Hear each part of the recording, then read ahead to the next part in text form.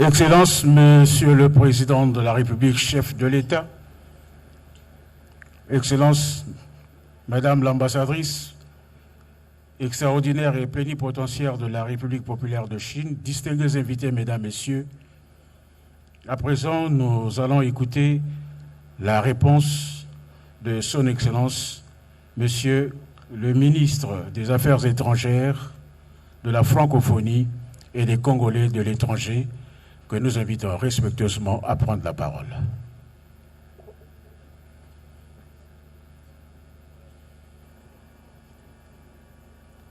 Excellences, Monsieur le Président de la République, Vénérable Président du Sénat, Honorable Président de l'Assemblée nationale, Monsieur le Premier ministre, chef du gouvernement, Mesdames et Messieurs les membres du gouvernement, Monsieur le ministre d'État, directeur de cabinet du chef de l'État, Excellence, Madame l'ambassadeur de la République populaire de Chine au Congo, Monsieur le vice-gouverneur de la province de Jiangsu, Excellences, Mesdames et Messieurs les ambassadeurs et chefs des missions diplomatiques, Mesdames et Messieurs les représentants des organisations internationales, Mesdames et Messieurs les présidents des institutions, des autres institutions constitutionnelles, distingués invités, Mesdames, Messieurs, je crois profondément qu'il est juste et honnête, à l'occasion de la présente cérémonie, de rendre un tribut au tribun que fut Mao Tse-tung, le grand timonier qui incarna mieux que quiconque le destin de la modernisation de la Chine. En vérité, l'œuvre accomplie par le président Mao, mais aussi par ses successeurs, notamment les présidents Deng Xiaoping, Xi Jinping et les autres réformateurs chinois, est exceptionnelle à tous égards. Tous les honnêtes gens qui ont revisité la Chine, Son Excellence, Monsieur le Président de la République, et bien de cela, puisqu'il y était encore en octobre dernier, à l'occasion du 10e anniversaire du méga-projet connu sous le nom « La ceinture et la route », tous ceux qui sont allés revoir la Chine, la revisiter, sont revenus, comme écrivain Joachim du Bellay, plein d'usage et raison.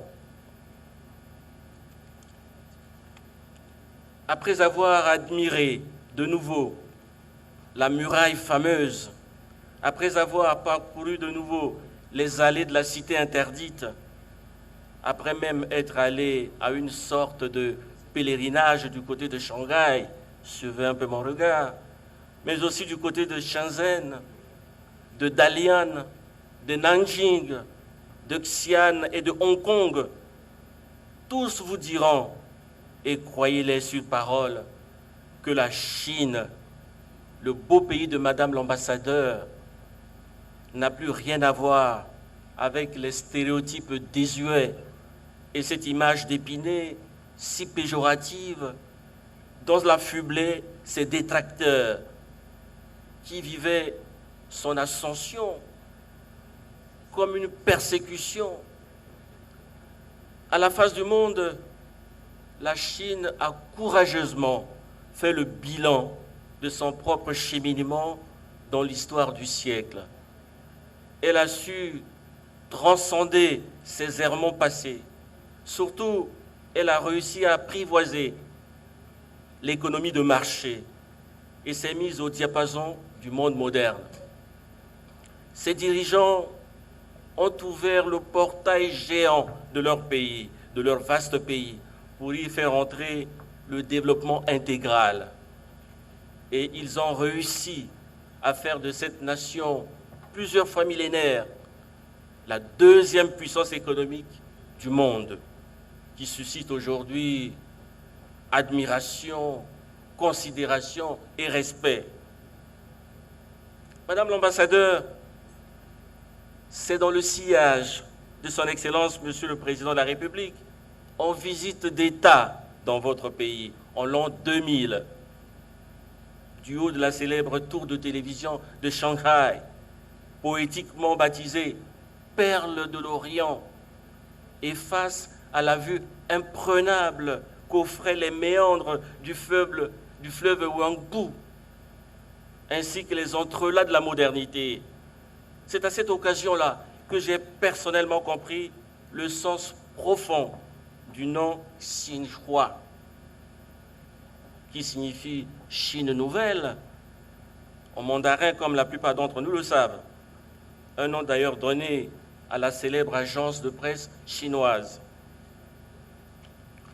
Comme beaucoup d'autres avant moi, je puis aujourd'hui témoigner moi aussi de ce qu'une Chine nouvelle est effectivement là, bien ancrée dans son siècle. Un pays industrieux, dynamique, ouvert, solide et solidaire avec les autres peuples du monde. Un pays quasiment neuf qui a émergé des montagnes jaunes, citadelle indestructible du farouche dragon, ce dragon qu'évoquait Madame l'ambassadeur tout à l'heure, et qui est effectivement cette année 2024 là-bas en Chine, à la fois le gardien tutélaire du temple et le totem protecteur de la prospérité de la nation, Madame l'ambassadeur l'a dit. Aux divers peuples du monde qui constituaient ce que l'on appelait naguère par tiers-monde, le peuple chinois, que l'on voit assidûment au travail, donne sans vanité l'exemple de l'effort persévérant. Effort de traction vers le haut de toutes les forces vives pour changer le visage de l'avenir à son propre rythme. Effort pour arpenter le chemin du développement et de la justice sociale à sa propre cadence. La Chine d'aujourd'hui, mesdames et messieurs, plus que celle d'hier, est tout entière volonté de mutation. À ce titre, nous pensons qu'elle est une bonne source d'inspiration pour tous les peuples, dont le nôtre, qui n'ont jamais inventé la poudre à canon, comme écrivait l'immortel Césaire. Ces peuples jadis dominés, mais aujourd'hui libres, qui cherchent depuis plus d'un demi-siècle le chemin de l'autre développement. Pays d'antique civilisation, Madame l'ambassadeur l'a dit à l'instant, et de tradition séculaire, parangon de la résilience, s'il en est un, l'Empire du Milieu donne aussi l'exemple de la résistance face au déferlement forcené de cette sorte d'uniformisation culturelle dénoncée depuis des années par l'UNESCO et la majorité des peuples réunis au sein des Nations Unies.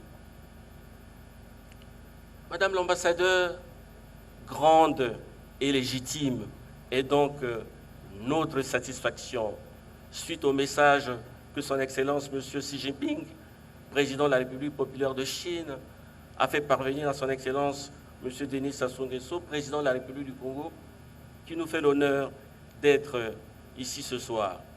Permettez-moi de saluer cet acte qui exprime la forte amitié entre nos deux chefs d'État et nos deux peuples.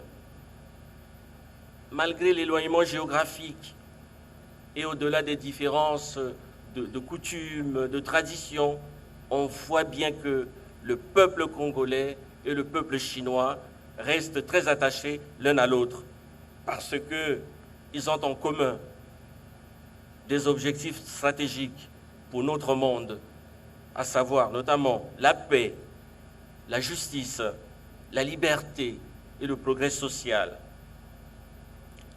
À cet honneur que nous éprouvons ce soir s'ajoutent des sentiments de légitime fierté en transmettant en retour au peuple chinois et à ses remarquables dirigeants les salutations amicales et cordiales du peuple congolais. Madame l'ambassadeur, les relations diplomatiques nouées en février 1964 entre nos deux pays, voici donc 60 ans aujourd'hui, constituent probablement un cas d'école dans l'histoire des relations internationales, un cas emblématique dans l'histoire moderne de l'Afrique. En 60 ans, nos deux pays ont parcouru un chemin exemplaire, balisé par la clairvoyance et l'engagement de nos dirigeants, avec des succès remarquables, le documentaire l'a montré tout à l'heure, et des bénéfices réels qui ont progressivement et de manière substantielle amélioré le quotidien de nos populations. Fier des acquis obtenus, notre peuple reste optimiste sur l'avenir. Il se fonde pour cela sur les grandes qualités humaines qui distinguent nos deux chefs d'État. Son Excellence Xi Jinping, qui nous a fait l'honneur d'une grande visite officielle en 2013, on en a vu les images, et son Excellence M. Denis Sassou Nguesso, qui est dans notre pays un témoin privilégié de la spectaculaire montée en puissance de la Chine et qui a effectivement à son actif une bonne quinzaine, vous avez bien compté, une bonne quinzaine de visites officielles dans votre pays. La Chine et le Congo ont établi un consensus stratégique dans leur coopération, avec une pleine confiance l'un dans l'autre. Nos deux pays ont toujours agi dans le cadre d'une solidarité qui n'a jamais failli, plus que jamais. Et nous le disons ici avec la plus grande solennité, plus que jamais, notre pays restera fidèle au postulat d'une Chine unique. Aujourd'hui, nous nous réjouissons du niveau atteint par notre coopération, laquelle a été hissée, et cela a été également dit, depuis 8 ans au rang de partenariat stratégique global. Une coopération qui fait du Congo un pays pilote parmi d'autres partenaires de la Chine en Afrique, avec un volume d'échanges qui avoisine les 5,5 milliards de dollars américains par an. La Chine demeure le premier client du Congo en 2023 et représente également son premier fournisseur avec une part de marché de près de 31%. Profondément reconnaissante, la République du Congo salue l'appui amical de la République populaire de Chine à la consolidation du leadership de son Excellence M. Denis Sassou Nguesso dans la conduite des affaires régionales et sous-régionales, notamment dans ses efforts assidus de médiation pour le retour de la paix dans les pays en conflit sur le continent africain et au-delà. Madame l'ambassadeur, les récents entretiens entre nos deux chefs d'État, d'abord en marge du sommet des BRICS à Johannesburg en août 2023, puis à l'occasion du 10e anniversaire de la ceinture et la route que j'évoquais tout à l'heure, ces entretiens ont bien inauguré une ère nouvelle dans nos relations. Surtout, ils participent de notre commune volonté d'imprimer à ces relations une dynamique plus forte pour des résultats toujours plus concrets, plus éloquents, selon le principe gagnant-gagnant que nous avons en partage. Puissent nos deux peuples, solidaires et amis, pérenniser à jamais l'inextinguible flambeau de la coopération mutuellement avantageuse et bénéfique. Puissent-ils transmettre avec fidélité aux générations futures ce précieux héritage forgé avec opiniâtreté par nos engagements communs dans l'histoire des 2 derniers siècles, pour le plus grand bien de nos deux peuples.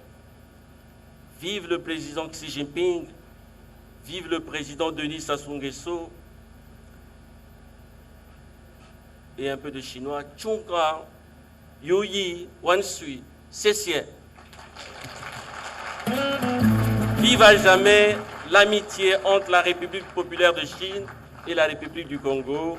Je vous remercie, c'était en chinois.